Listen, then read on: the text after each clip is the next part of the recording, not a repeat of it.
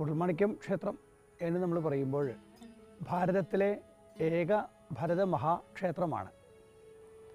ഏകദേശം 5000-ഓളം വർഷം പഴക്കം ഈ ക്ഷേത്രത്തിന് ഉണ്ട് എന്നാണ് ചരിത്രരേഖകൾ പറയുന്നത്.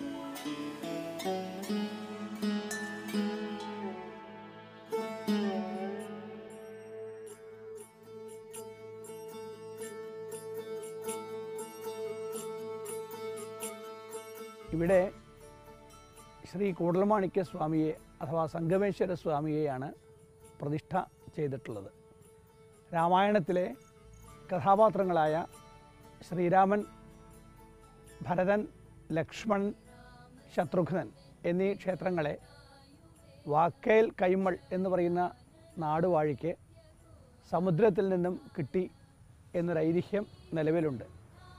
അങ്ങനെ ലഭിച്ച ഈ 4 വിഗ്രഹങ്ങളെ അദ്ദേഹം തൃപ്രയാറിലും ഈ ഇരിങ്ങാലക്കുടയിലും പായമ്പൽ ക്ഷേത്രത്തിലും മൂഴിക്കുളം ക്ഷേത്രത്തിലും പ്രതിഷ്ഠിച്ചു എന്നാണ് വിശ്വസിക്കുന്നത്.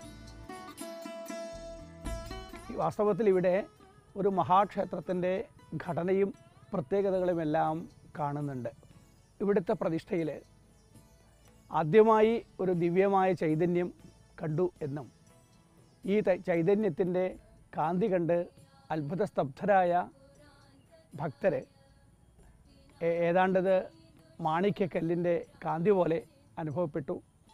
അത് പരിശോധിക്കാനായിട്ട് അന്ന് രാജാക്കന്മാരെ സമീപിക്കുകയുണ്ടായി. അങ്ങനെ കായംകുളം രാജാവിൽ നിന്ന് ഈ രത്നം കൊണ്ടുവന്നു ഈ വിഗ്രഹത്തിൽ വെച്ച് പരിശോധിക്കാനായിട്ട് ശ്രമിച്ചു. ആ മാണിക്യക്കല്ല് ഈ വിഗ്രഹത്തിൽ ലയിച്ചു എന്നാണ് ഐതിഹ്യം. അങ്ങനെ ഈ സ്വാമി കൂടൽമാണിക്യ സ്വാമിയായി തീർന്നു.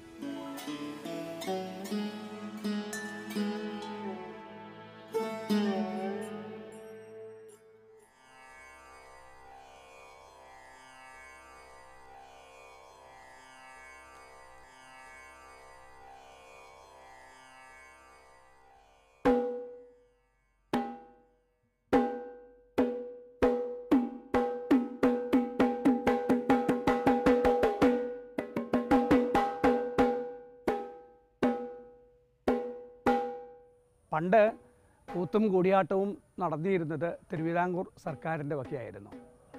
രാജ്യഭാരം പോയപ്പോൾ കൂടിയാട്ടം നിന്നു, കൂത്ത് പിന്നെയും നടന്നു വന്നിരുന്നു. ഒരു 20 വർഷത്തിൻ്റെ പഴക്കമുണ്ട് ഇവിടെ വീണ്ടും കൂടിയാട്ടം തുടങ്ങിയിട്ടുള്ളത്.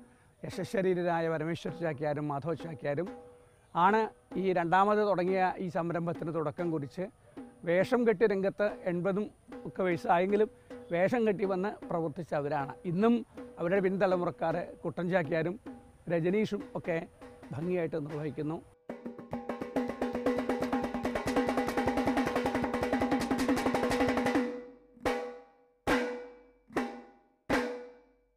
ഭാരതീയ സംസ്കാരം വേദത്തിൽ ആണ് അടിസ്ഥാനമായിട്ടുള്ളത്. ആ വേദങ്ങളിൽ നിന്നാണ് ഉപനിഷത്തുകൾ, പുരാണങ്ങൾ, ഇതിഹാസങ്ങൾ, കാവ്യ നാടകാദികൾ ഉണ്ടായിട്ടുള്ളത്. അപ്പോൾ ഒരു നാട്യസങ്കല്പം അല്ലെങ്കിൽ ഒരു സംസ്കാരം ഭാരതത്തിൽ ഉണ്ടായിരുന്നു. കാലത്തിൻ്റെ മാറ്റങ്ങളിൽ ആ അഭിനയ നാടകങ്ങളൊക്കെ തന്നെ ഇല്ലാതെയുണ്ടായി. എന്നാൽ കേരളത്തിൽ മാത്രം കേരളീയ രീതിയിലുള്ള സംസ്കൃത നാടകാഭിനയമായിട്ടുള്ള കൂടിയാട്ടം അത് നിലനിന്നു മാത്രമല്ല, ക്രമേണ അതിന് വളർച്ച തന്നെയാണ് ഉണ്ടായിട്ടുള്ളത്.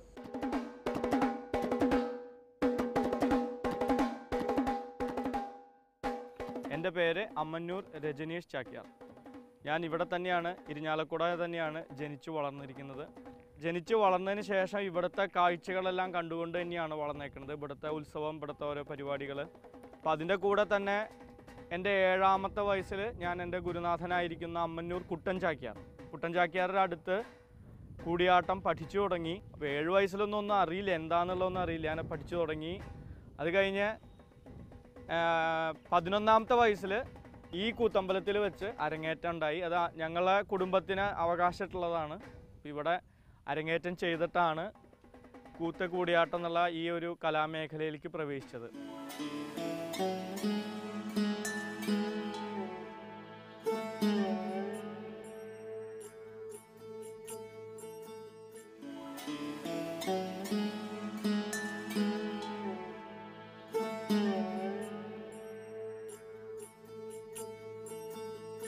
ചാക്യാർകൂത്ത് എന്ന് പറഞ്ഞാൽ ഒരു ചമ്പു പ്രബന്ധം എന്ന് പറയും.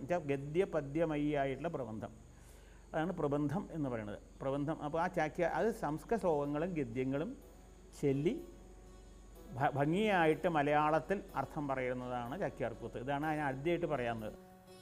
ചാക്യാർകൂത്ത് എന്നുള്ള ഈ കലാരൂപം ഇത് അവതരിപ്പിക്കുമ്പോൾ അതിൻ്റെ ആഹാര്യം, അതായത് മേക്കപ്പ്, അത് സ്വതേ ഒറ്റയ്ക്ക് തന്നെയാണ് ചെയ്യുക. ഇതുപോലെയുള്ള സെറ്റ് മുണ്ട് ഞൊറിഞ്ഞു ഉടുക്കാനുള്ള അതിൻ്റെ ഒരു പ്രിപ്പറേഷനാണ് ഇപ്പോൾ ചെയ്യണത്. ഏത് വേഷം കെട്ടി തുടങ്ങുമ്പോഴും നമ്മൾ ഇത് വിളക്ക് കത്തിച്ചു വെച്ച് നമ്മൾ തലയിൽ കെട്ടുക എന്നാണ് പറയുക. അതിനൊരു ചടങ്ങുണ്ട്. ഒരു ചുവപ്പ് തുണി തലയിൽ കെട്ടിയിട്ടാണ് അത് ആരംഭിക്കുക. അപ്പോൾ ആ തലയിൽ കെട്ടിക്കഴിഞ്ഞാൽ ആ ഒരു കഥാപാത്രമായി മാറി എന്നുള്ളതാണ് അതിൻ്റെ ഒരു സങ്കല്പം. ഇനി ആ തലയിൽ കെട്ടുന്ന ചുവപ്പ് തുണി എന്ന് വളരെ പ്രധാനമായിട്ടുള്ള ഒരു ഉടയാടയാണിത്. അണീലം എന്നാണ് നമ്മുടെ ഭാഷയിൽ പറയുക.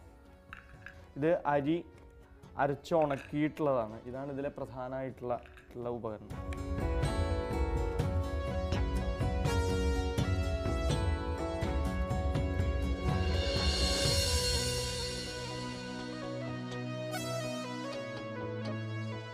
ആദ്യമായിട്ട് ചെയ്യുന്നത് അരിമാവ് കൊണ്ടുള്ള അലങ്കാരമാണ്.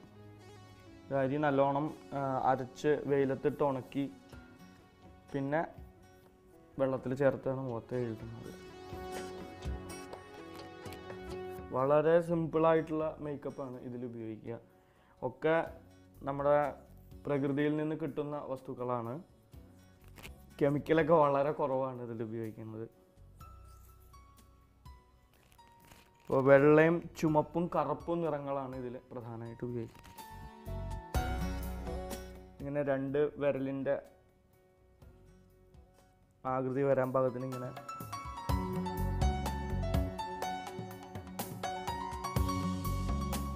കൂടിയാട്ടത്തിനെയും കൂത്തിലും ഉപയോഗിക്കുന്ന പ്രധാന വാദ്യമാണ് ഈ കാണുന്ന മിഴാവ് എന്ന് പറയുന്നത്. ഇത് ചെമ്പോണ്ടാണ് ഇത് ഉണ്ടാക്കിയിരിക്കുന്നത്. ഒരു കുടത്തിൻ്റെ ആകൃതിയിലാണ്. ഇതിൻ്റെ വായയുടെ ഭാഗത്ത് തോലുപയോഗിച്ചിട്ട് കാളയുടെയും അതുപോലെ പശുവിൻ്റെയൊക്കെയാണ്. പശുവിൻ്റെ ഇപ്പോൾ ഉപയോഗിക്കാറില്ല, കാളയുടെ തോൽ. അങ്ങനെ ഇത് വാദ്യങ്ങൾ വെച്ച് വളരെ പ്രാധാന്യമുള്ളൊരു വാദ്യമാണ്. ദേവവാദ്യം എന്നാണ് നമ്മൾ വിശ്വസിക്കുന്നത്. അപ്പോൾ ഒരു കുട്ടി ജനിച്ചു കഴിഞ്ഞാൽ ആ കുട്ടിക്ക് ചെയ്യുന്ന തരത്തിലുള്ള ഷോഡശ കർമ്മങ്ങൾ വരെ മിഴാവിന് ചെയ്യണമെന്നാണ് വിശ്വാസം. ഈ അരിമാവ് 3 നിറത്തിൽ വരുമ്പോൾ അത് 3 ഗുണങ്ങളെക്കുറിച്ചാണ്. സത്വ രജ തമോ ഗുണങ്ങളെ കുറിച്ചിട്ടാണ് ഇത് നമ്മൾ.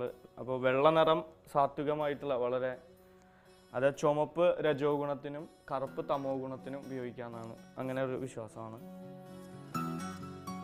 കൂടിയാട്ടത്തിലെ വിദൂഷകൻ എന്നുള്ള ഈ കഥാപാത്ര ചാക്യാർകൂത്ത്, വിദൂഷകന് കഥ പറയുന്നതോടുകൂടി തന്നെ, പുരാണമായിട്ടുള്ള കഥകൾ പറയുന്നത് കൂടി തന്നെ സാമൂഹികമായിട്ടുള്ള വിമർശനങ്ങളും അതേപോലെ നമുക്ക് പലതരത്തിലുള്ള സമൂഹത്തിലെ നന്മതിന്മകളെ മാറ്റി കാണിക്കാനും രാഷ്ട്രീയപരമായിട്ട് വരെ നമുക്ക് പലരെയും വിമർശിക്കാനുള്ള ഒരു അധികാരം ആവശ്യത്തിന് ഒരിക്കലും ഒരു ദുരുപയോഗം ചെയ്യാൻ പാടില്ല. അപ്പോൾ അങ്ങനെ ഒരു കഴിവ് വിദൂഷകനുണ്ട്. അപ്പോൾ നമുക്ക് ഇപ്പോഴൊക്കെ ധാരാളമായിട്ട് നമുക്ക് നമ്മുടെ രാഷ്ട്രീയപരമായിട്ടുള്ള പല പ്രശ്നങ്ങളും കൂത്തിൽ കൂടി കാണിക്കാനായിട്ട് സാധിക്കും. ഇപ്പോൾ അതുതന്നെയാണ് ഇപ്പോൾ നമ്മുടെ മാധ്യമങ്ങളും ചെയ്തുകൊണ്ടിരിക്കുന്നത് എന്നാണ് ഇപ്പോൾ പലരും പറയുന്നത്. പണ്ട് കൂത്തിൽ പണ്ട് മാധ്യമങ്ങൾക്ക് ഇത്ര പ്രചാരം ഉണ്ടായിരുന്നില്ല. അപ്പോൾ കൂത്തായിരുന്നു അന്നൊരു മാധ്യമം. ഇപ്പോൾ മാധ്യമങ്ങൾ വന്നതോടെ അവരും ആ ഒരു കൂത്ത് ചെയ്യുന്ന ഒരു ധർമ്മം തന്നെയാണ് അവരും ചെയ്യുന്നത് എന്നാണ് എല്ലാവരും വിശ്വസിക്കുന്നത്. ഈ കണ്ണെഴുതുന്നതിനുള്ളൊരു പേര് കുരുട്ടുമഷി എഴുതുക എന്നുള്ളതാണ്. കണ്ണ് മുഴുവനും അടച്ച് നല്ല നീട്ടി എഴുതുന്ന ഒരു തരത്തിലാണ് ചെയ്യുക.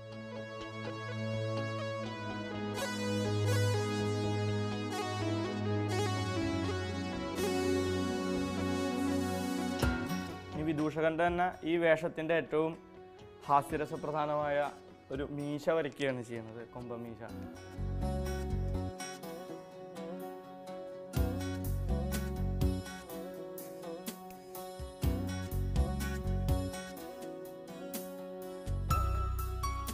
ചാക്യാർകൂത്ത് അവതരിപ്പിക്കാൻ പോകുമ്പോൾ എല്ലാവരും ചോദിക്കുക എന്താണ് ഇങ്ങനെ മീശ ഇങ്ങനെ നീട്ടി വരയ്ക്കുന്നത്.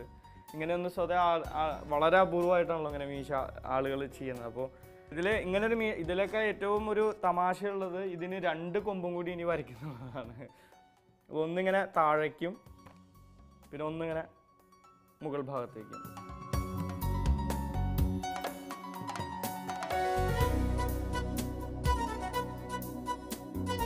ഇനി നമ്മൾ ഇതിൻ്റെ പ്രധാനപ്പെട്ട ഒരു ഉടയാടയായിട്ടുള്ള മാറ്റ് എന്നാണ് പറയുക. തുണി ഞൊറിഞ്ഞ് വെച്ചിട്ടുള്ളതാണ്.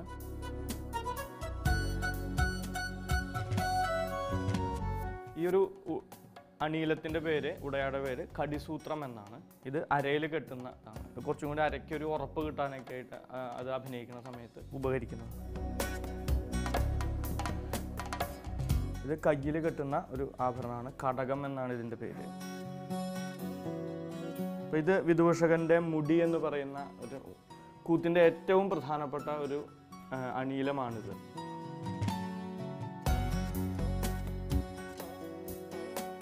ഇത്രയും കെട്ടിക്കഴിഞ്ഞാൽ ഇനി അടുത്തത് വാസികം എന്ന പേരുള്ള ഒരു കിരീടത്തിൻ്റെ ഛായയിലുള്ള ഒരു മരം കൊണ്ടുള്ള ഒരു അണിയിലമാണ്.